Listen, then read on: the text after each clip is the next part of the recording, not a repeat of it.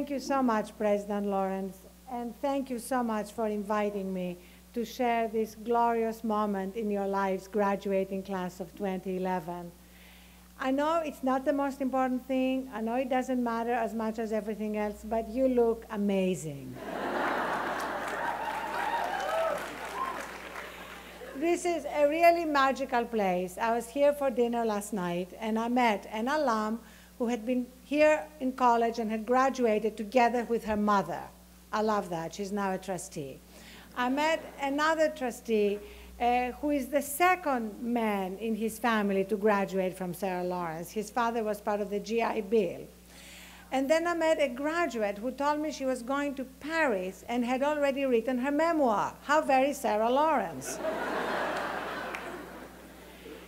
You are very lucky to have President Lawrence as your president. I love the fact that you have a James Joyce scholar as your president, because it's a little known fact, but when I was considering launching the Huffington Post in 2005, I first thought I was going to call it Huffington's Wake.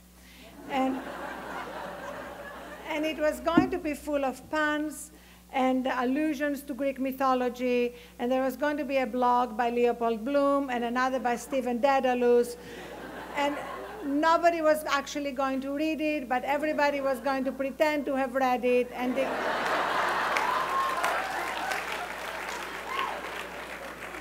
declare it fabulous. So you made it. Congratulations. And if you look at the world that you're about to inherit, it's a split-screen world. On one side of the screen, we see a kind of explosion of irrationality, of darkness.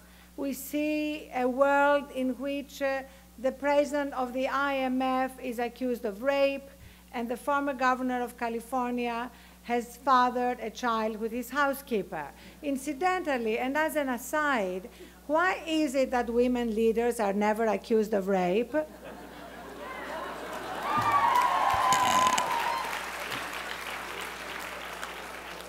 It's also a world in which 70% of people in this country think we're on the wrong track, in which 25 million people are unemployed or underemployed, and in which, for the first time, total outstanding student loan debt will be higher than total credit card debt, over $1 trillion.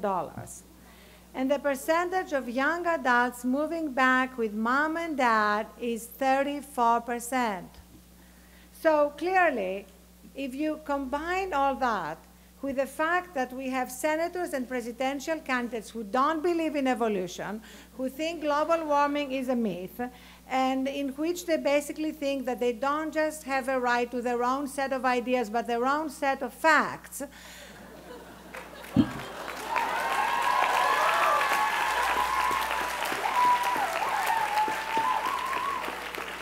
This is really a strange world you are walking out on. But on the other side of the split screen is the world you are creating. And while the media are obsessing over Donald Trump's presidential run or Kim Kardashian's latest boyfriend, your generation is busy creating another world. On this part of the split screen, there is an explosion of creativity, innovation, empathy, and compassion. You are the most connected and engaged generation in history. And to quote this great sage, Will.i.am, we used to consume news and information sitting on the couch, and now we are consuming it galloping on a horse. We don't just consume it, we share it, we pass it on, we add to it. We are part of this connected world that we are, at the very moment that we are absorbing it, transforming. And you are still asking the big questions and contemplating the cosmic riddles about why we're here and what life is really about. And please don't stop contemplating these cosmic riddles when you get busy earning a living. I wrote a book about that in the 1990s. It's a book that didn't do well, so don't worry if you haven't heard about it. It was called The Fourth Instinct. And in that book, I explore the instinct that takes us beyond the first three of survival, sex, and power. The instinct that drives us to want to find meaning in life, the instinct that drives us to transcendence, the instinct that drives us to community. And Dean Lawrence mentioned the Jon Stewart and Stephen Colbert rally. In a moment of irrational exuberance on the Jon Stewart show, I offered to provide bus rides for anybody who wanted to go to Washington. I didn't realize there would be 10,000 people and 200 buses, and we all left from Citi Field in New York. And when I was there at 5 in the morning welcoming everyone to the buses, I discovered there were people who had flown from around the country to get on the bus to go to Washington.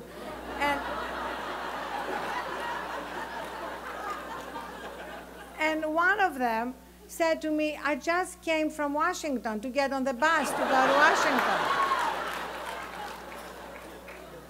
And I thought to myself, this was obviously a kind of moment of insanity in the pursuit of sanity, but at the same time, it was a moment of illustrating our longing for community, because getting on the bus together was a pilgrimage.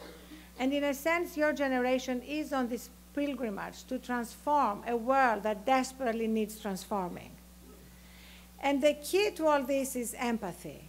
There's nothing that our world needs more than empathy if we are going to survive and flourish in the 21st century. And just before he died, Jonas Salk said to me, we are in a time of transition. Of course, every generation thinks they're in a time of transition. I'm sure Adam turned to Eve in the Garden of Eden and said, darling, we're in a time of transition.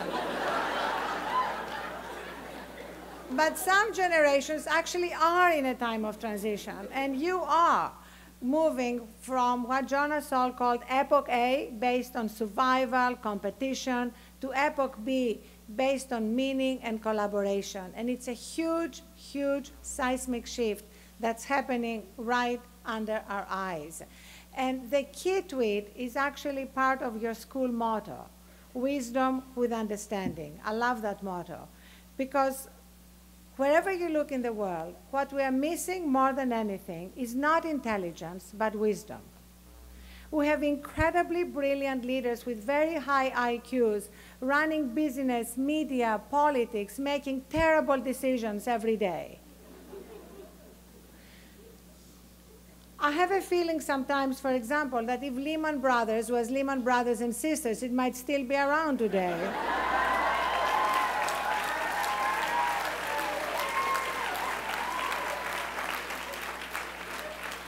Because after all, leadership is about seeing the icebergs before they hit the Titanic.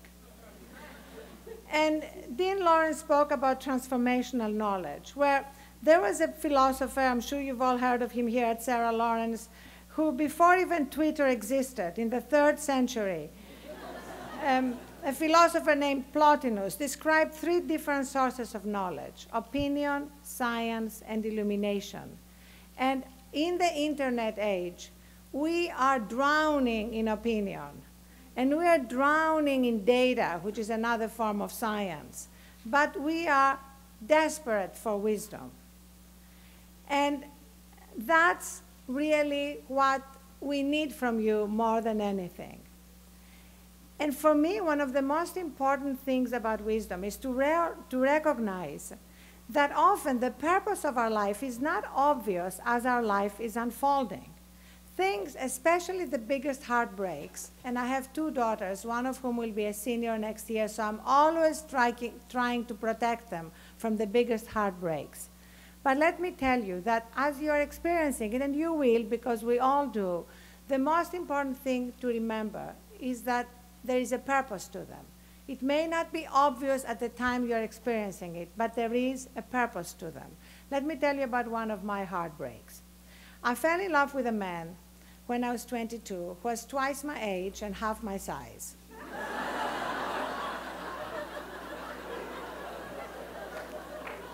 Love is blind.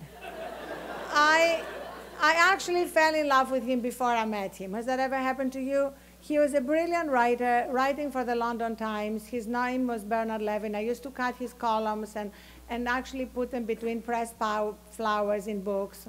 And then I met him one night, and I was completely tongue-tied and idiotic. And nevertheless, he invited me to dinner a week later. And of course, I spent the entire week prepping for dinner. And no, not going to the hairdresser or anything trivial like that, but reading everything he had written about Northern Ireland and the Soviet Union. I wanted to be really, really smart at dinner. Of course, he never asked me about Northern Ireland, the Soviet Union. And I ended up spending 7 years of my life with him. And then I was 30, and I desperately wanted to have kids, and he wanted to have cats.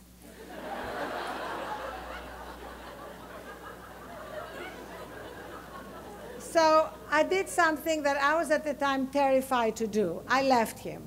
I left this man I was very much in love with, and because I didn't trust myself to leave him and stay in London, I left him and moved to New York. So the rest of my life, my children, my books, the Huffington Post, the fact that I'm standing here speaking to you on your commencement day would not have happened if this man had married me. So my whole life happened because a man refused to marry me. So remember that, okay?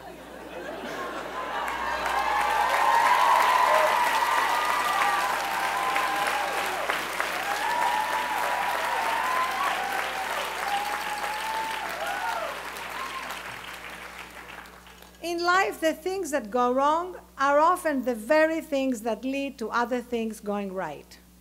Or as Max Fisher, who is graduating today and whom I met last night, told me last night, you know, he said, sometimes you are bumped from a class you really want to go to. Like he said, I was bumped from an art history class, but I ended up in a class that taught me so much about the Enlightenment. And it turned out that, and I quote Max here, by getting unlucky, I actually got lucky. So that seemed right perfect after my Bernard Levin story, so thank you, Max. A key component of wisdom is also fearlessness, which is not the absence of fear, but not letting our fears get in the way. I remember one of the low points in my life was when my second book was rejected by 37 publishers. Now, by about rejection 25, you might have thought, I might have said, you know what, there's something wrong here. Maybe I should be looking at a different career. Instead, I remember walking down St. James's Street in London really depressed and seeing Barclays Bank there. So I walked in, and with a lot of chutzpah and just about nothing else, I asked the manager for a loan. And for some reason, he gave it to me. And that's what made it possible for me to keep things together for another 13 rejections until my book was finally published. I still send the manager, Ian Bell, a Christmas card, and I think of him as a helpful animal in a fairy tale. You know how...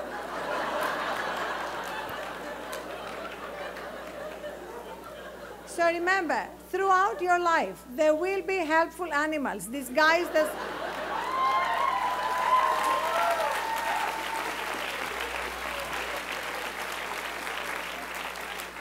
disguised as human beings who are going to be there to help the hero or the heroine of the story to get out of the dark forest. Remember to send them Christmas cards. Because very often the difference between success and failure is just perseverance. It's getting one more time, it's getting up one more time, then you fall down. And the thing that my mother taught me more than anything is that failure is not the opposite of success. It's just a stepping stone to success. And that means not...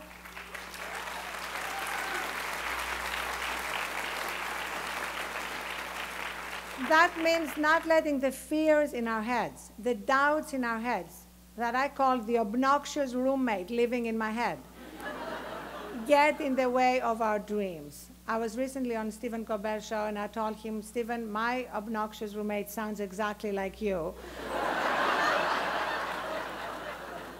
And he said he had to find a place to crash. And one of the things I love about Sarah Lawrence is your old tradition, when it was a women-only college, of productive leisure. Because I feel that as we're living in a more hyper-connected world, we need desperately to learn how to unplug and recharge. And I work with many great engineers producing great killer apps every day. I think what we need, and maybe one of you here will create it, is a GPS for the soul. We need a killer app that will help us be very clear in real time when we need to course correct, when we need to unplug and recharge and connect again with ourselves, which is, of course, the ultimate connection.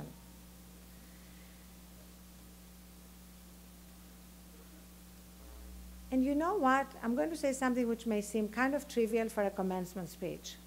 But the most important thing here, the most important, the simplest key to daily wisdom, daily unplugging and recharging is sleep.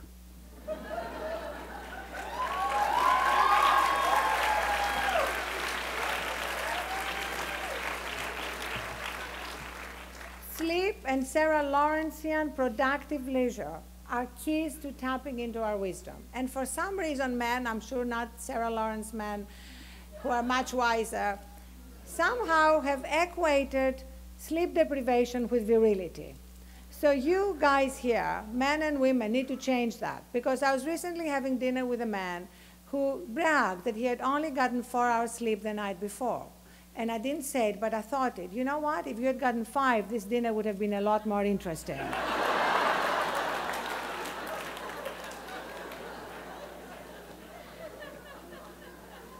And the final key to wisdom that I want to mention today is the wisdom that comes when we're doing something for others. And I know that all of you here at Sarah Lawrence seem to have already discovered it, because I know that you are working in so many different ways to help others, whether it's the Early Childhood Center here, the right to, which is called ECC, just to know I'm hip to that.